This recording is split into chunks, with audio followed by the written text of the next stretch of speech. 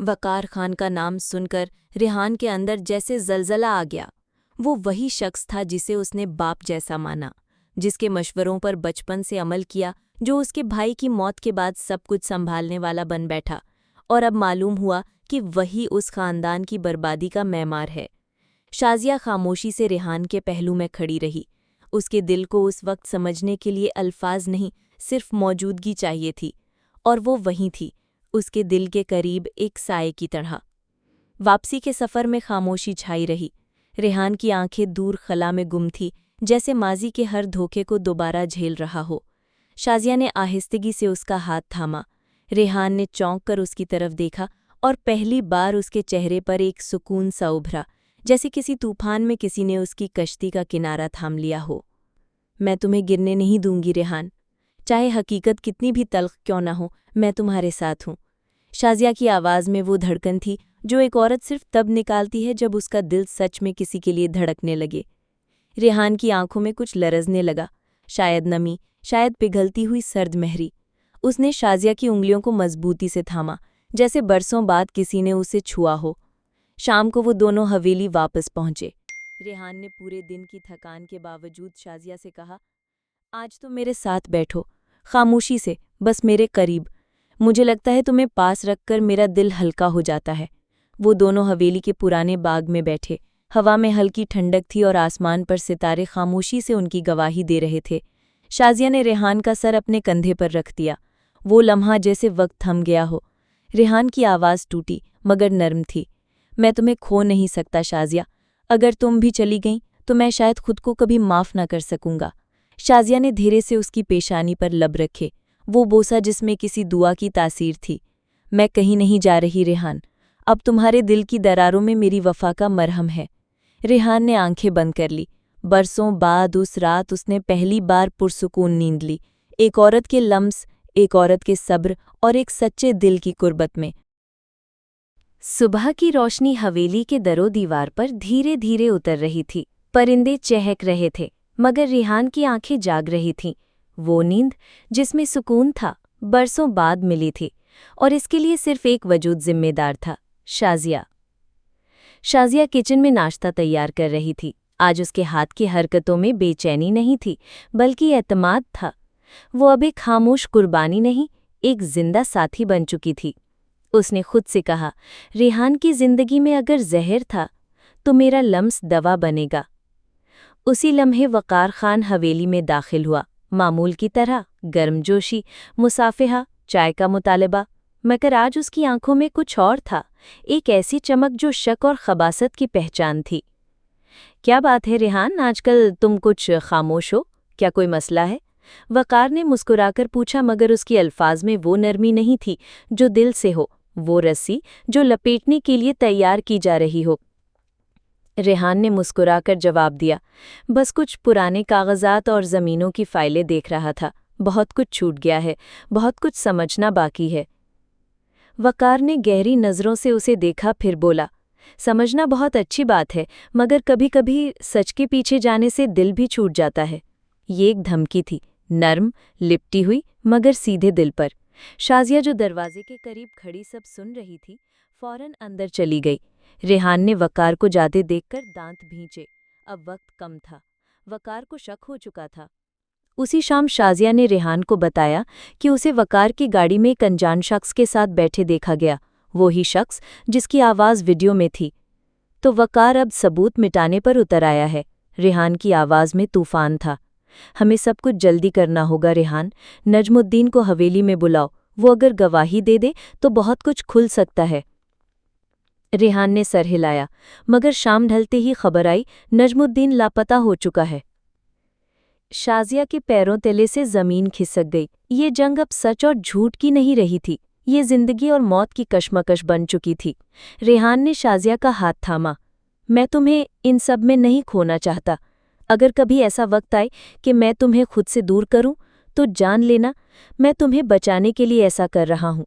شازیہ کی آنکھیں نم ہو گئی، اگر تم مجھے خود سے دور کرو گے تو میں ہر بار تمہارے قدموں میں واپس آؤں گی، کیونکہ اب میرا دل تمہارے بنا سانس نہیں لیتا ریحان۔ ریحان نے دھیرے سے اس کا چہرہ اپنی ہتھیلی میں تھاما، और उन दोनों के दरमियान पहली बार खामोशी को एक चूमते लम्हे ने तोड़ा। वो बोसा जिसमें पछतावे नहीं, सिर्फ वायदे थे।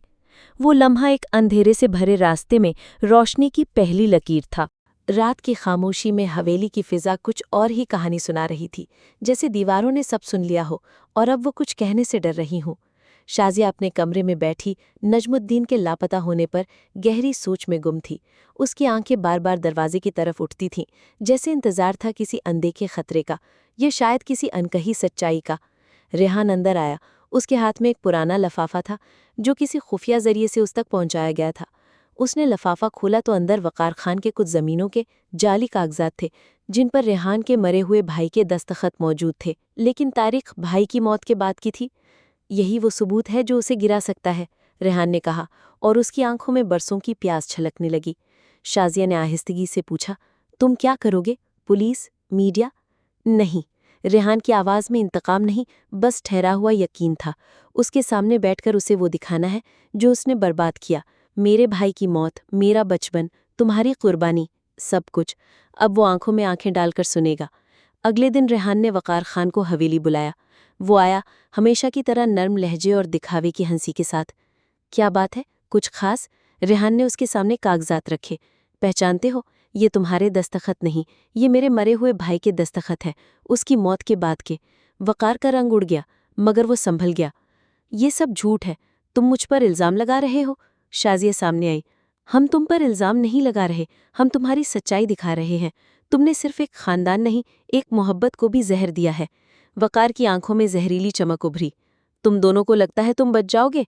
तुमने नजमुद्दीन को छुपाया है? रेहान आगे बढ़ा। वो लापता है, मगर तुम्हारा जहर अब दुनिया के सामने आने वाला है। मैंने ये कागजात एक वकील को दे दिए हैं। अगर मैं कुछ भी ना कर सका तो ये सबूत बोलेंगे। वकार खड़ा होकर दरवाजे की तरफ बढ़ा, मगर जाते जाते उसने पलटकर रेहान को देखा। तुम समझते हो खेल खत्म हो गया? असल खेल तो अब शुरू होगा रेहान खान। अब वो खोएगा जो तुम्हारे दिल के सबसे करीब है। ये धमकी नहीं थी, ये इकरार था, और इसके साथ ही वकार चला गया। रेहान बेचैनी से चलता हुआ बाहर गया। शाजिया पीछे पीछे थी। रेहान, क्या हुआ? मुझे लगता है वो तुम्हें नुकसान पहुंचाना चाहता है। अब ये मेरे लिए जंग नहीं रही, ये तुम्हारी हिफाजत का सवाल है। रेहान की आवाज़ टूटने लगी, जैसे जज्बात अब लफ्ज़ों से बाहर निकल रहे हों। शाजिया ने उसका हाथ थामा। अगर मैं तुम्हारे साथ मर भी गई तो कम अज़ कम तुम्हारे दिल में जिंदा रहूंगी, मगर अगर तुमने मुझे खुद से दूर किया तो मेरी सांसें बेमकसद हो जाएंगी। रेहान ने आंखों में नमी लिए शाजिया के चेहरे को अपने दोनों हाथों में लिया। मैं तुमसे पहले नफरत करता था, मगर अब तुम्हारे बिना मेरा वजूद मुकम्मल नहीं। अगर तुम्हें कुछ हुआ तो शायद मैं खुद को खो दूं। वो लम्हा वक्त का सबसे नर्म किनारा था। रेहान ने धीरे से शाजिया की पेशानी पर बोसा दिया। अब ये वादा है शाजिया, चाहे कुछ भी हो, मैं तुम्हें हर जहर, हर दुश्मन, हर कफन से बचाऊंगा।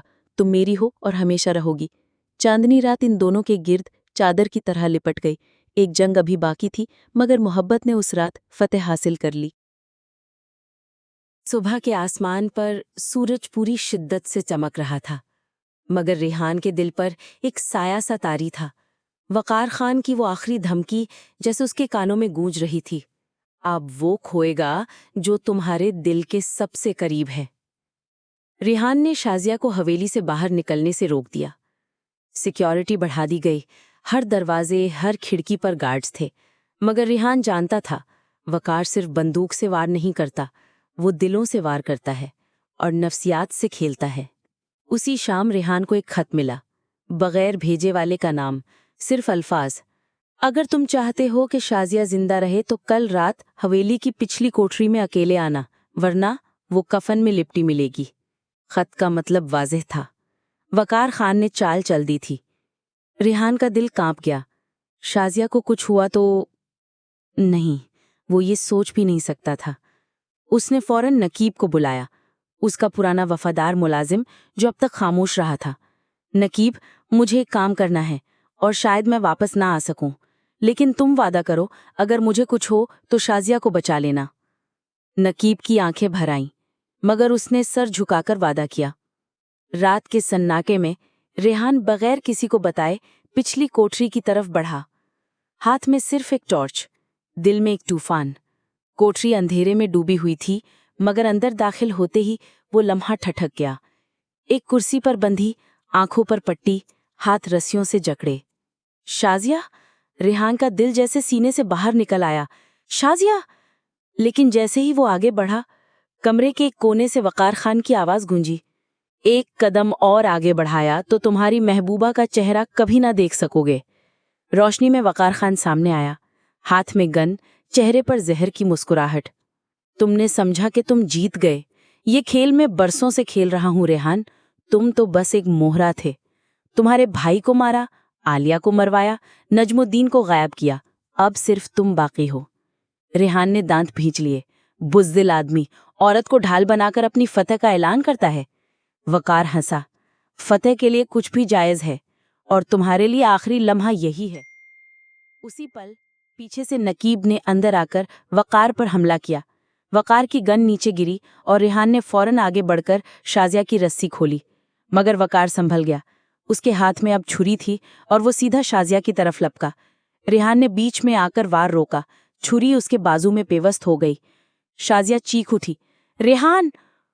خون کا فوارہ نکلا، لیکن ریحان نے وقار کا ہاتھ موڑا اور ایک زوردار گھونسے سے اسے زمین پر گرا دیا۔ نقیب نے فوراً وقار کو قابو میں کیا اور پولیس کو بلا لیا۔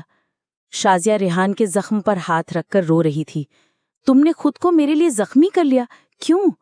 ریحان نے کمزور سی مسکراہٹ کے ساتھ جواب دیا، کیونکہ تم میری وہ حقیقت ہو جس کے لیے میں ہر جھوٹ سے لڑ سکتا ہوں۔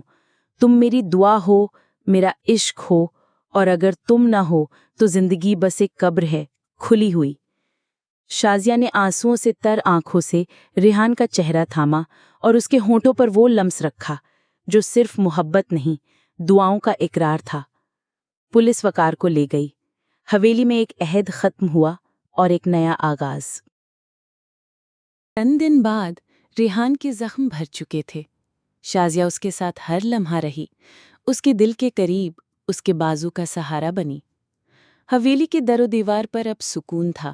شام کو جب وہ دونوں باغ میں بیٹھے، ریحان نے شازیہ کا ہاتھ تھام کر کہا، محبت کفن میں نہیں لپٹی، محبت تو وہ خوشبو ہے جو قبر سے بھی زندہ رہتی ہے۔